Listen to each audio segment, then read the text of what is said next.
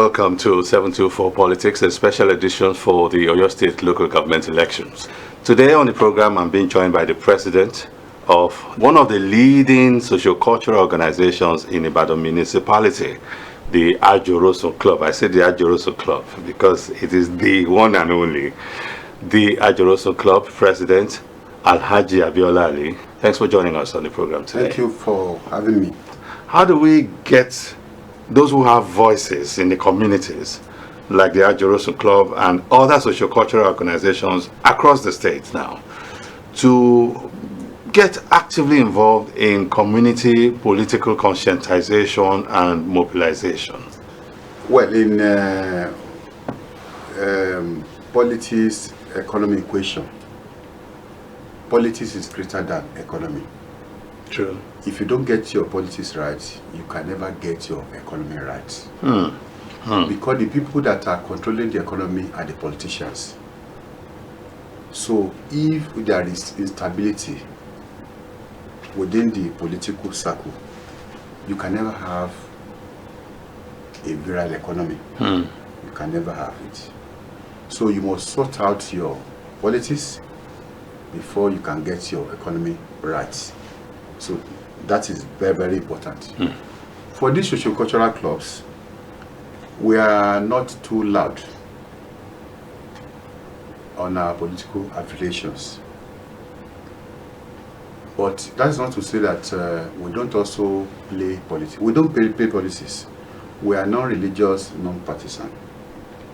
But that's not to say that we don't have individuals who are politicians within the circle. But when we are together, you don't talk about politics. You talk about how we can turn things around for Ibadan land and for your state. That's what we majorly talk about. But can I come in, sir? Perhaps it's because we're shy about talking about politics. Perhaps that's why we have abdicated the surface, the platform, to all these incompetent people. No, we have them within us. Perhaps, for instance, at Ajorosun, we have a former governor as one of our members. As I speak now, we have a senator within our fold. Yeah. A current, a serving senator within our fold. Who has been a local government chairman, who has been a secretary, who has been a chief of staff. We have House of Rep member within our fold. And in times past, we've had even bigger people. At the last election, we had 2 governorship candidates from our club. Sir, there's no doubt that you boast a large retinue of people who are well placed and highly placed, whether in the past or in the present. No doubt about that. But the point that I want us to poke our nose into is the fact that we encourage our members to be quiet about discussing politics. It's not as if we are not talking politics. But we only don't want politics to overshadow our objective. Original objective. True. That's wisdom. We don't want that to happen. You are a politician. You are an APC person, you are a PDP person. No, I'm happy you've talked about what you have been mindful of. You don't want it to even take away your focus. That's wisdom, and I've been educated now. Perhaps it will not be wrong if Ajorosun can also include as part of his major focus community engagement in terms of political education, in terms of political conscientization, and the need for them to understand that all these socioeconomic issues that you are trying to solve for them can be more globally solved if they engage in the political process. In Ibadan, for instance, we have structures. We have baales. We have magajis. Magajis are the heads of the families. Yes. We also have baales. Magajis are superior to baales. Baales are in the villages. Magajis the farmlands are in the municipality. municipality. Yes. In Ajeruso Club. And every Agbole in the municipality has in the Ajeruso village. Club. We have in Ibadan for today, we have over 1,000 magajis. So we have magajis, we have ballets. And what we do is that we didn't afford. We have magajis, Yes. so many magajis we didn't afford.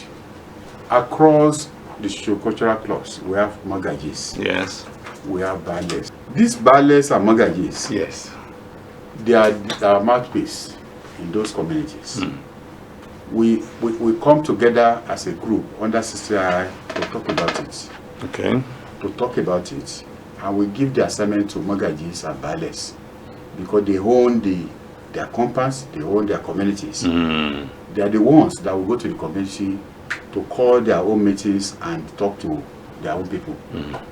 But one thing that I see about the political system that we have in Nigeria, particularly the local government election, more often than not, when you are in the power, when you are an NNPP and you are in power, you automatically you are going to win all the local government councils. You mean the power of incumbency? It's there. It's there. Most of so when you say automatically, like they will be muscled, or does it mean that people will willy-nilly just follow the government in power? Normally, in an election that is supposed to be conducted in a free and fair atmosphere, when the fact that you are the incumbent governor, you are the incumbent this or that, doesn't mean you will win election.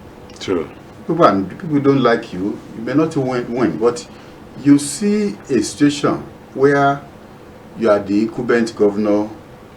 All the people that you presented as local government candidates, the chairman candidates, will win elections. All the councillors will also win. And you now begin to ask yourself questions whether you don't have people that are more popular than these people, even within the communities. So, and that's been happening nationwide. It has been happening, and it's been happening in Oyo State for over the last 15-20 years. Most of their elections are given. All the local governments. If you like, if you are in the other party that's not ruling, if you like, go and have 1,000 posters. You are not likely going to win elections. And that you seem to be aligning with the sentiments that have been expressed by some people. That has been the pattern. That has been the pattern. Yes. But how can we break that cycle? How can we break the cycle? The way we can break the cycle is that other political parties must also not be docile. Okay.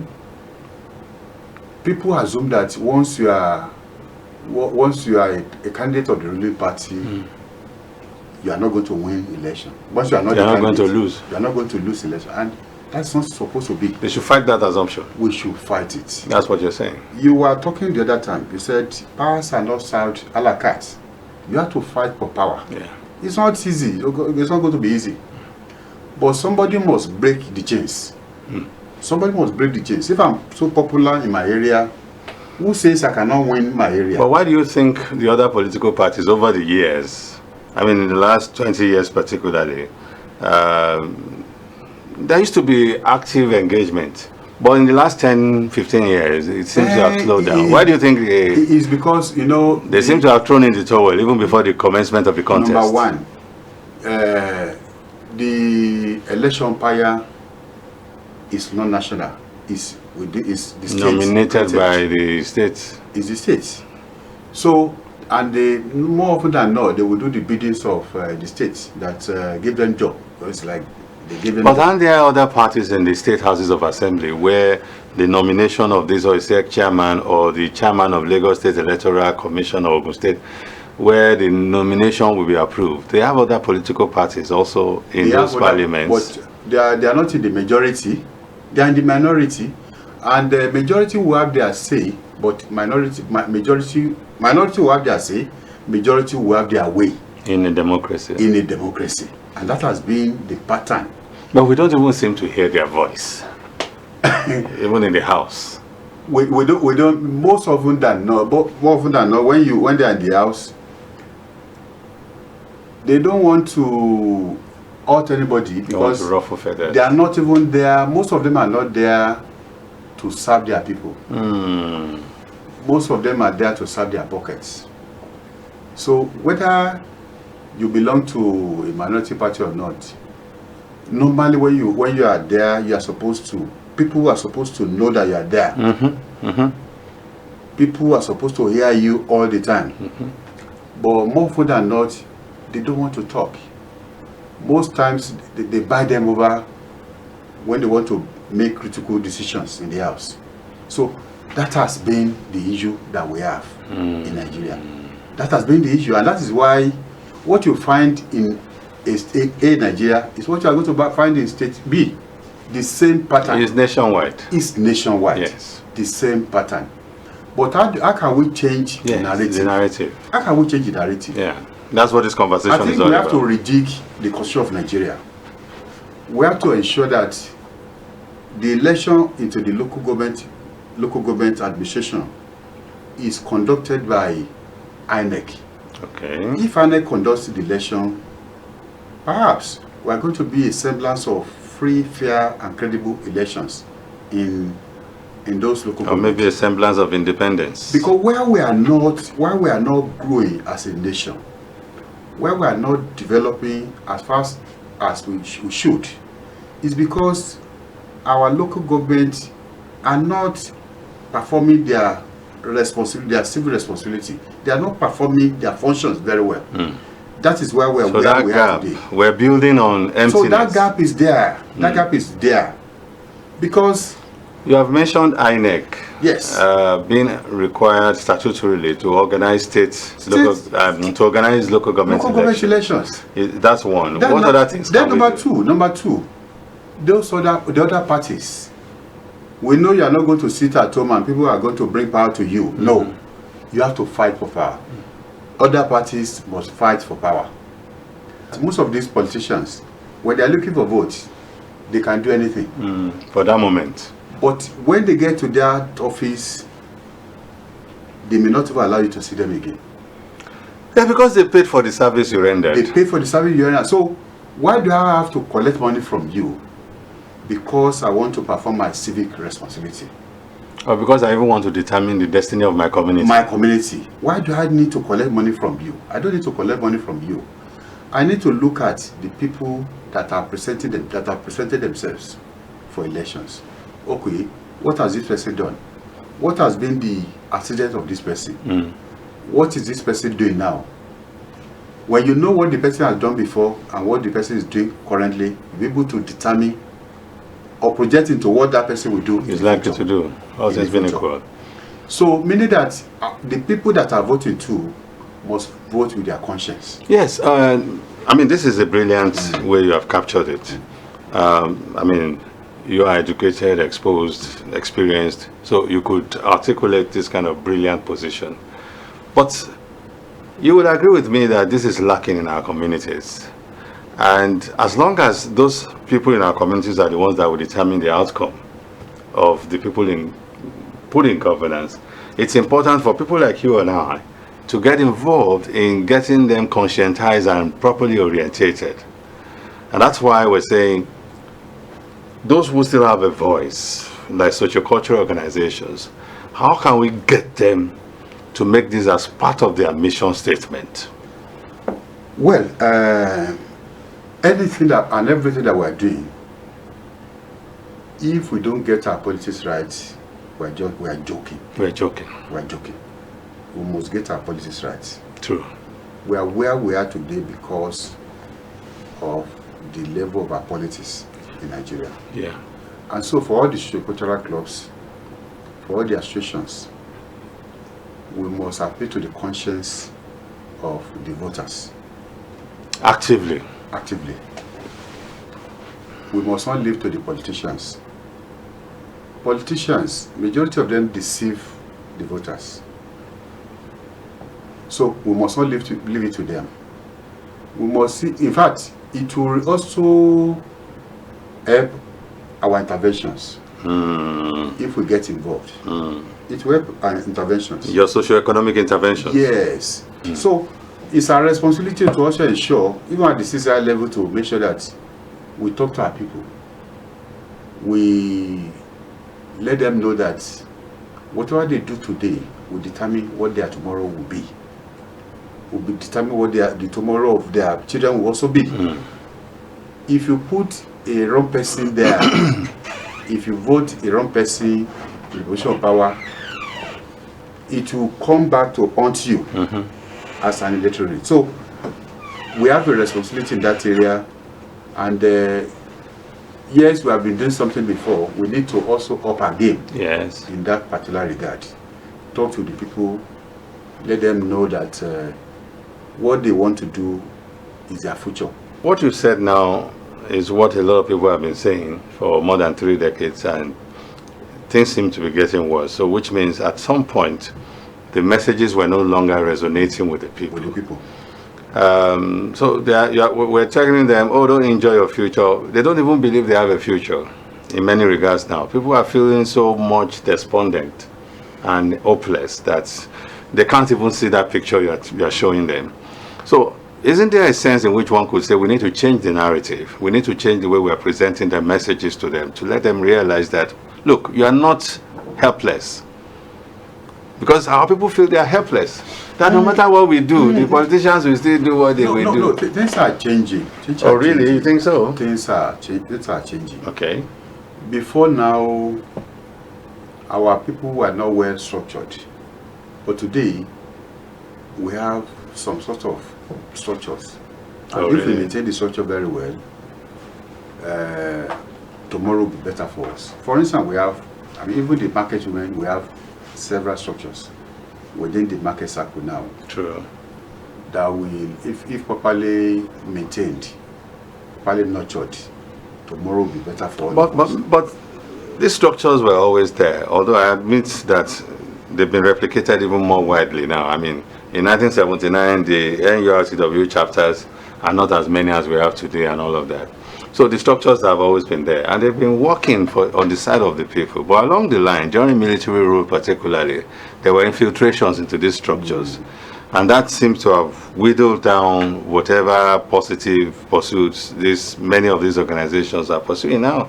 So, but are you telling me now, sir, that from your observation, there is a rejuvenation in recent years? Yes. Because I have attended several fora where discussions were held, and I can say authoritatively that things are changing. We have the market women, we have several sessions of the market women. So their political consciousness is changing. It's changing for the now. good. It's changing now. We have young lodgers, we have babalodgers, we have several segments of trade market, associations, artisan associations. We have all these people, and these are people that vote. We have so many of them. Because what we've seen a lot of these people attempt to do in previous years is, it's changing now because, okay, for instance, the Muslim members who come up with contradictory opinions, they muzzle them, sometimes and they use the association to go and negotiate for their pockets. Things are changing. We are not where we are supposed to be, but we are getting there gradually. The people are now more sophisticated than before. Okay. Yes, they are illiterates, but they are more sophisticated than before. Illiterate in terms of reading and writing. Yes. Because there are different kinds of... Before now... Somebody may not be able to read and write, yet be highly educated. Before now, their rights were being trampled upon. But today, you can no longer do that easily. Because they now recognize their rights. They now know what is the right thing to do, what is not the right thing to do. So from what you have gauged with your interaction and your involvements in recent times, you are comforted that the people at the grassroots are better informed. They are better informed now than before. They are better informed than before.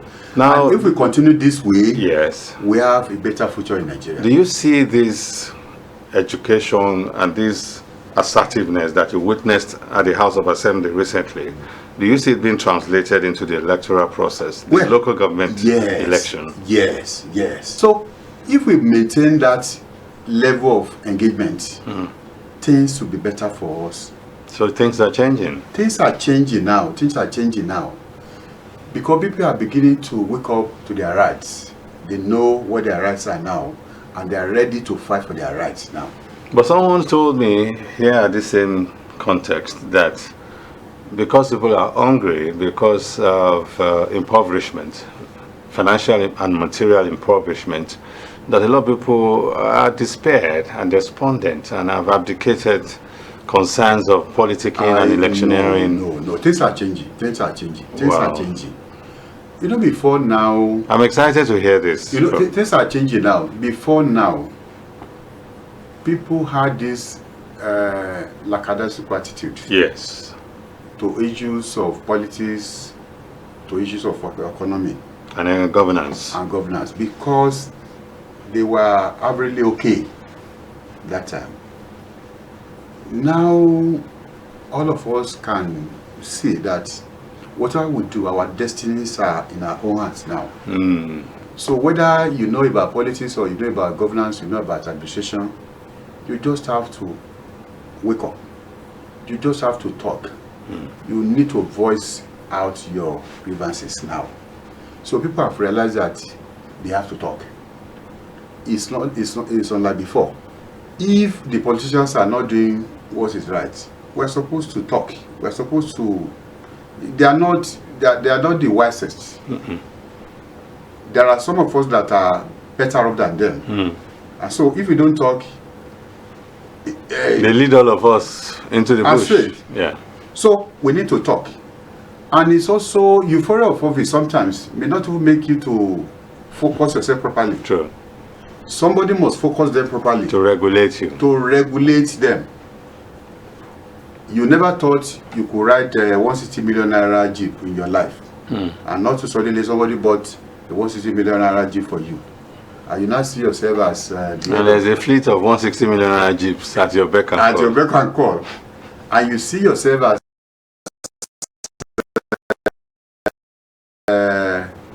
the most important person. Is human. Is human. So, unless somebody is well grounded or there's an external regulation. So that external regulation is what we also make we all of us must make sure that it's there for them. We must regulate them. We must help them to help us. Yes. We must make them accountable. Make them accountable. We must ask questions from them. We must challenge them. I think a lot of people know these things.